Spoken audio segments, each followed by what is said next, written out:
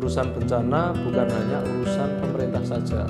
Semua harus bertanggung jawab, baik pemerintahnya, baik eksekutif, legislatif, kemudian dunia usaha. Forum Pengurangan Risiko Bencana menurut Undang-Undang Nomor 24 Tahun 2007 dan juga Perda BNPB Nomor 1 2012 merupakan sebuah forum sinergi. Artinya forum ini harus bisa memastikan bahwa setiap kelembagaan, setiap kebijakan semuanya harus berorientasi kepada pengurangan risiko bencana. Sehingga kalau terjadi bencana, maka korban bisa dieliminir dan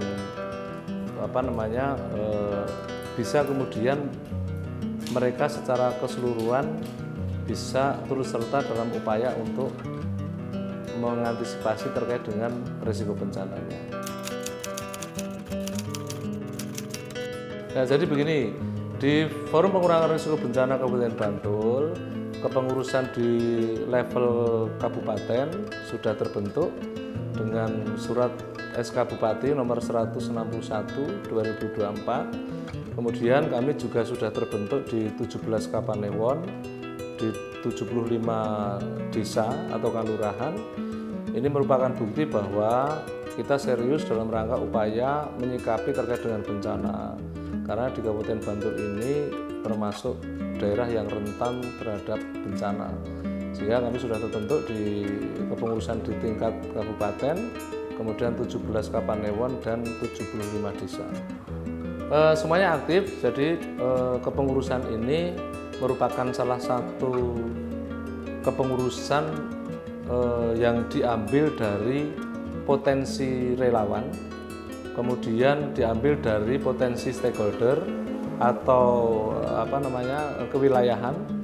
Misalnya di level kabupaten kami mengambil komunitas relawan, ada wartawan, ada akademisi, kemudian juga ada pengusaha, bahkan di level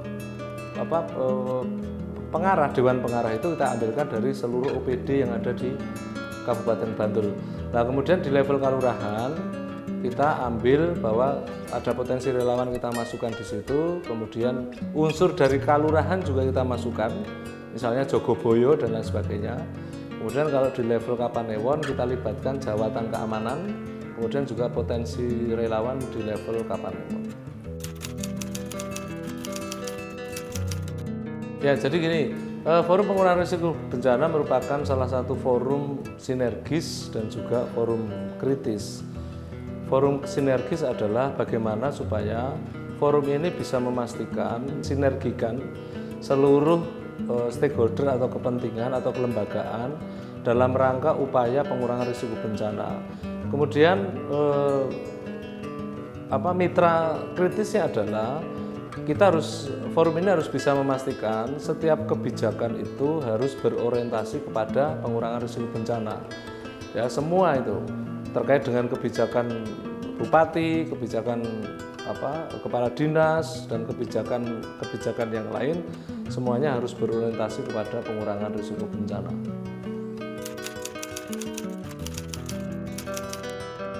Ya, Forum Pengurangan Risiko Bencana tentu saja merupakan salah satu forum yang harus bisa memastikan bahwa seluruh kepentingan itu semua punya kebijakan terkait dengan pengurangan risiko bencana.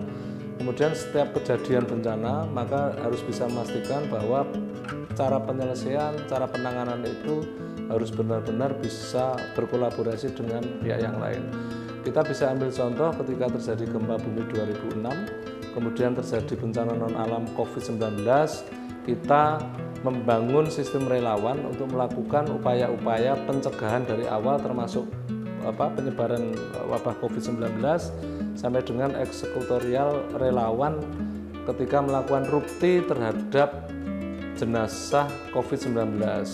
Di masing-masing kelurahan waktu itu sudah terbentuk posko-posko COVID-19 di masing-masing kelurahan yang diinisiasi dan juga dikoordinasi oleh Forum Pengurangan Risiko Bencana masing-masing kelurahan, dan relawan-relawan itu bekerja untuk membantu masyarakat ketika melakukan kegiatan-kegiatan terkait dengan wabah COVID-19 waktu itu.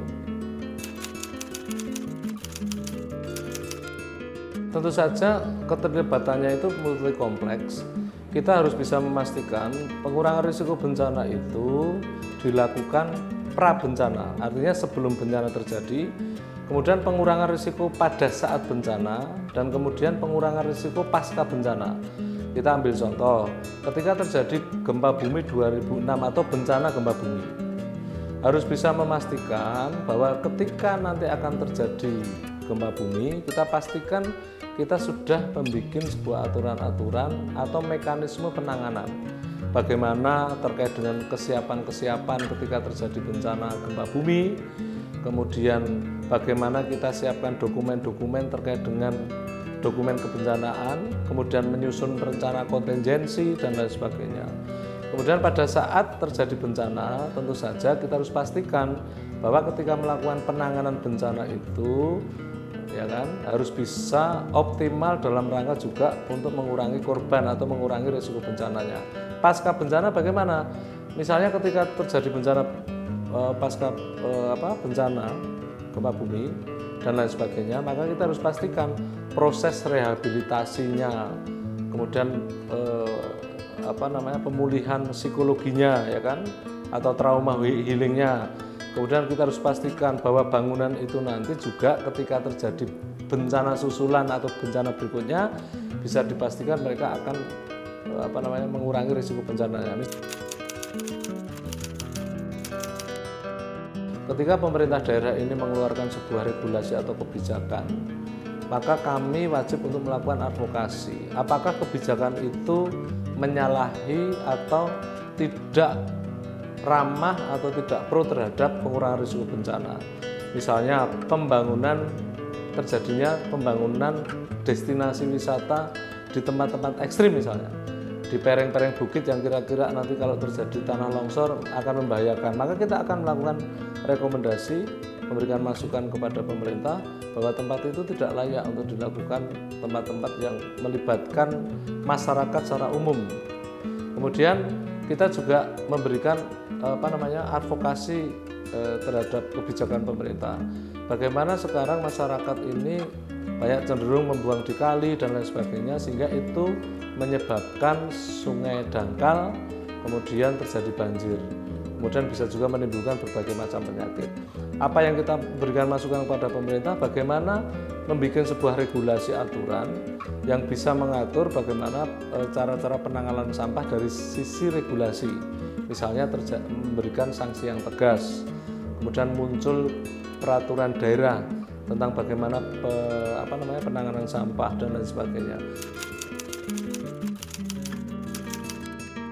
Kalau dengan masyarakat, kita wajib memberikan edukasi kepada masyarakat bahwa ketangguhan itu harus tercipta dari kelompok kecil masyarakat seperti keluarga. Maka kita mendukung dan mendorong program dari BPBD Kabupaten Bantul, misalnya dengan program Sitatang, siap tanggap tangguh dari level keluarga Sitatang. Bagaimana dari kelompok kecil seperti keluarga ini bisa secara mandiri untuk tangguh terhadap bencana. Dia harus paham ketika terjadi gempa bumi apa yang perlu dia lakukan. Ketika terjadi bencana banjir misalnya, apa yang perlu kita lakukan. Edukasi itu perlu kita lakukan dan kita sosialisasikan kepada masyarakat. Sebenarnya yang paling penting dalam rumus mitigasi ini kan adalah, pertama adalah bagaimana masyarakat bisa memahami potensi ancaman bencana di lingkungan masing-masing. Ya, isu megatrust merupakan salah satu bentuk isu yang sekarang sedang populer. Sebenarnya ini dirilis lama dan beberapa kelembagaan sudah mulai melakukan simulasi dan antisipasi. Kami Forum Pengurangan Risiko Bencana juga mendukung upaya-upaya tersebut, kemudian juga meminta kepada tidak hanya pemerintah, tetapi masyarakat keseluruhan semua harus ikut untuk bisa mengantisipasi jika terjadi megatrust. Ya, dengan melakukan apa? Simulasi. Ya, simulasi untuk meningkatkan kapasitas dan juga ketangguhan. Karena begini, simulasi itu harus sering dilakukan dan harus dilakukan secara berulang karena bencana itu juga berulang, sehingga terus dilakukan oleh masyarakat, kemudian difasilitasi oleh pemerintah. Sasarannya apa? Kelembagaan juga perlu melakukan simulasi. Masyarakat, kelompok masyarakat, level keluarga juga harus melakukan simulasi. Komunitas sekolah harus juga melakukan simulasi terkait dengan antisipasi megatrust tersebut. Sehingga ancaman yang mungkin nanti akan muncul bisa terantisipasi dengan yang baik. Toh kalau nanti benar-benar terjadi, maka itu akan mengurangi resiko bencana yang mungkin akan timbul. Pengurangan risiko bencana itu kan bukan pada eksekutorial, bukan ketika bencana kemudian ditangani, bukan begitu rumusnya. Cenderung kita penguatan kepada pra bencana sebelum terjadi bencana, ya. Antisipasi sebelum terjadi bencana. Ya. Tindakan-tindakan ini tentu saja kadang-kadang dimaknai sebagai urusan nanti. Kalau masyarakat kita tanya, Bu, tolong kalau terjadi bencana harus begini-begini. Itu kan urusan nanti, termasuk juga anggaran. Ketika kita masuk dalam politik anggaran kepada beberapa stakeholder, karena kita kan juga melakukan advokasi anggaran terkait dengan kebencanaan, biasanya memang kurang berpihak, karena ini urusan nanti, lebih cenderung kepada infrastruktur, apa-apa yang nampak secara fisik gitu. Karena biasanya kalau urusan nanti itu kemudian diabaikan, padahal kita pasti bahwa di Kabupaten Bantul itu kan ada 11 atau berapa ancaman bencana itu. Dan peta rawan bencana kan sudah ada di dokumen kebencanaan. Sehingga harapannya urusan yang penting menyangkut kemanusiaan, ya kan, rumus hukumnya jelas, solus populi suprema lex exto. Bencana kemanusiaan itu menjadi hukum tertinggi. Keterpihakan politik anggaran, kemudian konsentrasi masyarakat, itu harus benar-benar serius terkait dengan antisipasi atau pengurangan risiko bencana, sehingga nanti kita tercipta masyarakat yang tangguh, masyarakat yang tanggap ya, terhadap bencana, sehingga nanti ketika terjadi bencana maka kita akan mengurangi jumlah korban, kalau perlu zero accident.